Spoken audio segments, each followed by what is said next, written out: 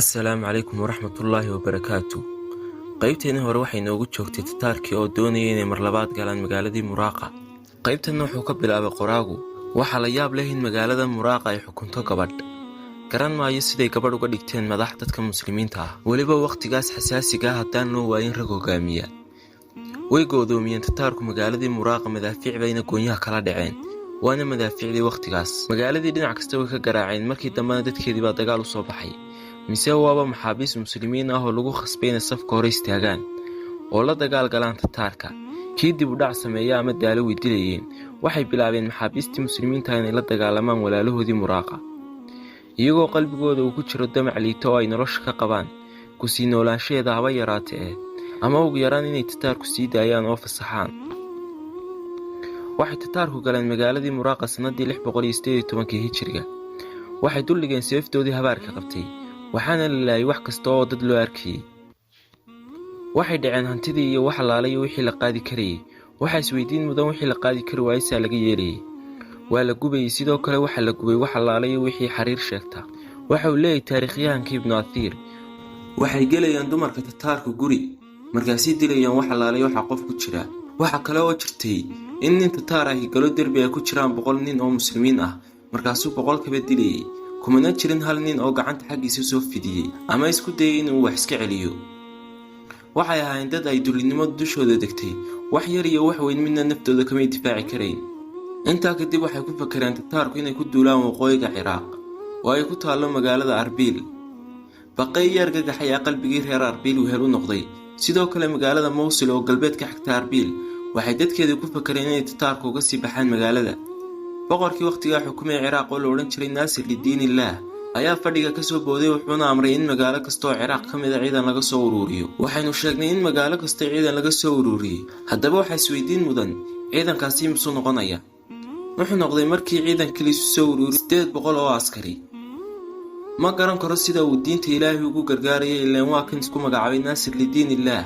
khilaafo dhan oo haysta 800 oo askari maxay khilaafo ku tahay? waxa ciidanka khaliifada loo dhiibay in lagu magacaabo Mudfirdiin, mana awooday inuu kala hortago Tataar oo dad iyo dameeraba wixii dhulka joogay soo cunay, oo baaxadooda iyo farbadnaantooda aan cidina looga sheekaynayn. sanad gudihiina ku qabsaday kala badh caalamka. laakiin muxuu sameeyay hogaamiyihii ciidamada khilaafadu? wuxuu sameeyay dib u gurasho, isagoo aanay ka ahayn taatika dagaal ay ka tahay baqdin uu ka qabay Tataarka. Tataarkiina way ka shakiyeen, maadaama ay markii hore filayeen ciidan xoog leh oo ay waayeen, lana kulmeen ciidan aad u tiro iyo tamarba yar. mar labaad waxa shakiga ku sii kordhay markii ay dib u gurasho sameeyeen. Tataarkiina ciidankiisa ayuu dib u gurasho ku sameeyay. dib u gurashada Tataarku waxay nooga baahanaysaa inaynu yara dul istaagno oo aynu ogaano sababaha Tataarka ku dhaliyay dib u gurashadan.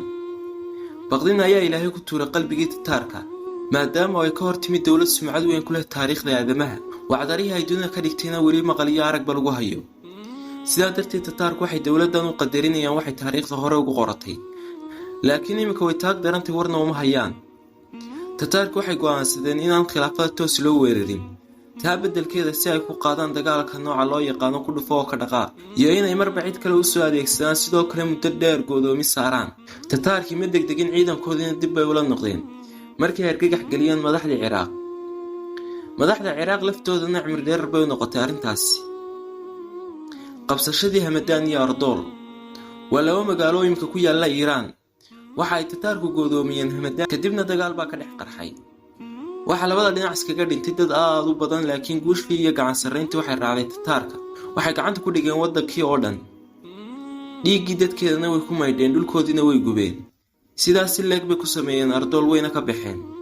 duulaankii Tabriis waa magaalo weyn oo Iiraan ku taalla imika.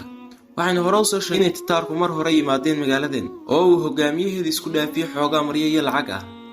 ninkii haystay waqtigan waxaa lagu magacaabi jiray Osbik Bahlawaan.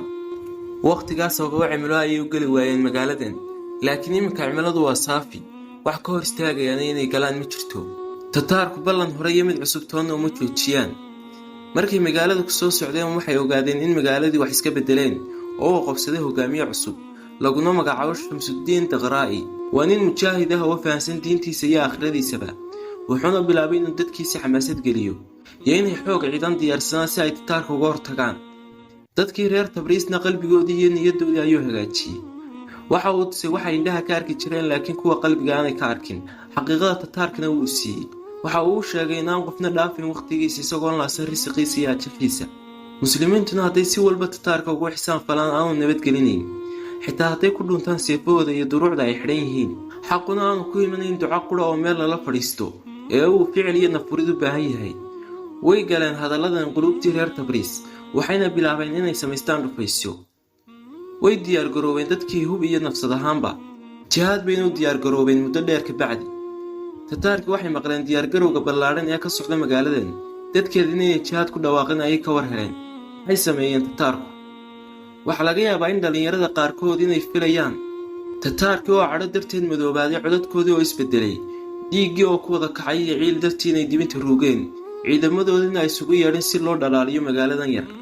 laakiin taasi ma dhicin. tataarkiina markay arkeen dad sare u taagaya calanka jihaadka, diyaarna oo ah inay ilaahay dartii u dhintaan, umay soo dhowaan. argagax iyo qalbigariir baa ilaahay ku tuuray qalbiyadii tataarka. dadka muslimiinta mabay dagaalamin ee way niyeysteen niyad dhab ah. ballanqaadkii ilaahayna uu rumoobay ee ahaa argagaxgelinta cadowga haddii muslimku uu alla ku xidhmo. qabsashadii biilqaan iminka waa magaalooyinka Iiraan. nasiib darro se iyadu ma yeelin siday Tabriis yeeshay.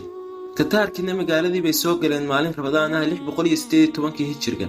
dadkii magaaladana way gumaadeen, dabkii arxanka darnaana way saareen, kamina tegin mid weyn iyo mid yar. waxay sameeyeen caloolado, waxayna dileen carruurta uurka ku jirta. dumarka ayay kufsadeen kadibna dileen. markay intaa ka soo jeesteen ayay bilaabeen dhac iyo boob, magaaladiina way gubeen. waxay tataarku u dhaqaaqeen magaaladii Kunja. dadkii Kunja markay ka war heleen in tataarkii kusoo maqan yahay, waxay sameeyeen waxay reer Tabriis sameeyeen. tataarkiina waxay ka leexdeen sidii ay reer Tabriis uga leexdeen. magaalo kastoo calanka jihaadka taagtaa, tataarku may jirin umanay soo dhowaanin, waana qawaaniin Rabbi dhigay. dhammaan magaalooyinkii la halaagay hadday sidan samayn lahaayeen, tataarku may soo dhowaadeen, laakiin iyagaa isdayacay. qawaaniinta ilaahay maaha kuwa la khilaafo, haddii la khilaafana xagga addoomaha ayuu ka yimaadaa. ilaahay cidna ma dulmiyo, laakiin dadku iyagaa nafahooda dulmiya. duulaankii Daaqistaan iyo Shishaan, labadan magaalo intii ay ku sameeyeen khayrkeeda ay iyagana ku sameeyeen markay isdayaceen. intaas ayaynu kusoo koobaynaa dhacdooyinkii labadan magaalo. duulaankii koonfur galbeed Raashiya, waxay weli tataarku u socdaan dhinaca waqooyi markii ay ka soo faaruqeen Shishaan ilaa ay gaadheen waadiga Alfawja ee Raashiya. dagaaladii ayaa ka hogmay gobolladan, dhammaantoodna waa Nasaaro. way ragaadiyeen dagaaladii, waxaana kala gaadhay kuwo la mid ah kuwii muslimiinta iyo tataarka kala gaadhay. sidaa darteed tataarkii waxay gaadheen Raashiya, waxaana dhammaaday sanadkii 618 hijriga. masaafada u dhaxaysa Shiinaha ilaa Raashkana waxaa maamulayay tataarka. waxaa bilaabmay sanadkii 619 hijriga. sanadkan waxa ay howlgallada tataarku ku wajahnaayeen waddanka Ruushka. dhanka kale, waxay tataarku isku habaysteen gacan ku haynta inta u dhaxaysa Shiinaha ilaa Ciraaq, oo ay ka kiciyeen dowladdii Khawaarsim. dowladaha ay gacanta ku hayaan bariga ilaa galbeedka, haddaynu magacyadooda soo qaadanno, waxaa ka mid ah Kasakhistaan, Tajikistaan, Usbekistaan, Turkmenistaan, Makistaan, marka laga reebo gobollada koonfureed oo loo yaqaano Karmaan, Afghanistaan, Iiraan badankeeda marka laga reebo xuduudda galbeed ay Ciraaq wadaagaan, ayna degan yihiin Shiicada Ismaaciiliya, Azerbaijan, Armenia, Georgia, koonfur galbeed Ruushka. waxaa bilaabmay sanadkii 620 hijriga. wuxuu Genghis Khan ka sii watay dhulballaarsigiisii. weerarro isdaba joog ahna wuxuu ku hayaa Raashiya. dhanka kale waxaa dhacay 4 dhacdo oo aynu odhan karno waxay daaha inooga qaadayaan xaaladda dhabta ah ay ku sugnaayeen muslimiintii wakhtigaas. waxaa kaloo aan jeclaan lahaa inay jawaab inaga siiso isweydiinta maskaxdeena ku wareegaysa ee ah, maxaa u fududeeyay tataarka inay dhulka intaa leeg ku qabsadaan muddadaas yar? waxaynu iftiimin doonaa dhacdooyinkaas xanuunada sababay inay dhacaan.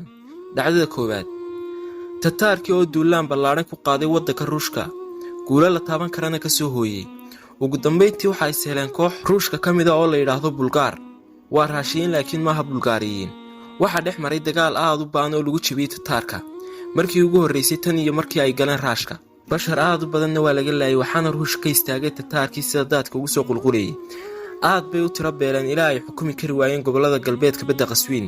tani waxa ay fursad u ahayd dadka muslimiinta si ay dib isugu habeeyaan oo safafkoodii u simaan, diyaargarow cusubna u sameeyaan si ay tataarka iskaga waabiyaan, maadaama uu tataarku kala daadsanaa jabkii Bulgaar ka soo gaadhay dartii. taasna waxay ahayd mid la filayay laakiin ma dhicin. waxa uu sameeyey mid ka mid ah amiiradii muslimiinta oo deganaa mandaqada Armenia ayaa ciidan urursay oo dagaallo waaweyn ku qaaday qabaa'ilka Kurdiga ee degan Georgia. amiirkani waxa uu hoos tegi jiray boqortooyadii ashraafta ee uu haystay muuse bin al-caadil. waxaase la yaab ahayd in kasta oo dagaalo daba dheeraaday ay dhex mari jireen kurjida iyo muslimiinta, iminkase lagu jira xabajoojin aan rasmi ahayn. caqligal may ahayn in dagaalo jabhadeed dib loo bilaabo iyadoo cadow awood badan laiska eegayo. iyadoo taasi jirto, kurjidu may ahayn kuwo tataarka la socda oo sababtaa lagu weeraro, laakiin tataarkaba way necbaayeen.